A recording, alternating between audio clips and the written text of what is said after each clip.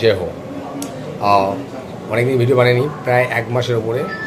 তো 5 থেকে তোকে বলতে বলিনি, আমি কথা বলছি, তুই পাশে।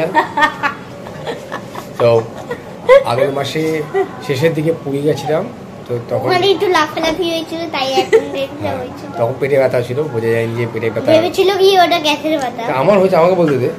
হ্যাঁ, ভেবেছিলাম কি গ্যাসের ব্যথা, তো গ্যাসের ব্যথা ছিল না, ওটা ছিল কিসের ব্যথা বোঝা যায়নি। এখানে ডক্টর দেখানো হলো, টেস্টিং করা হলো, দেখা গেলো অ্যাপেন্ডিক্স। তো ওনারা বললেন যে অ্যাপেন্ডিক্স টেস্ট করাতে হবে। আবার টেস্ট করে বুঝলো যে অ্যাপেন্ডিক্সটা থেকে বাস্ট হয়ে গেছে। কী করা যাবে? অপারেশন এই মুহূর্তে হবে না। আবার সময় দিলে মেডিসিন খাওয়ার জন্য মেডিসিন খেলাম। তারপর আবার 2 সপ্তাহ পর আবার আমি অন্য ডক্টর দেখালাম, সেখানেও বলছে অ্যাপেন্ডিক্স থেকে লাম্প বেরিয়েছে, তো এখন অপারেশন হবে না, মেডিসিন খেতে। তো আমি মেডিসিন খাচ্ছি। তাহলে আমি সেকেন্ড ওপিনিয়ন নিলাম। 1 মাস প্রায় হয়ে গেল।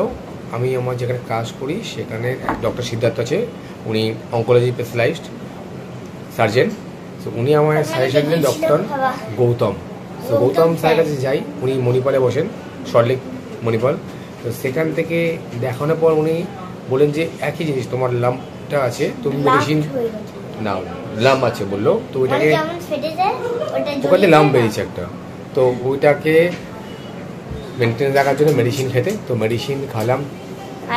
18 তারিখ কথা বলতে দাও। 18 তারিখ আবার একটা রিপোর্ট করতে হবে, ইউএসজি করে আবার যেতে হবে, গিয়ে ডাক্তার দেখানো হবে।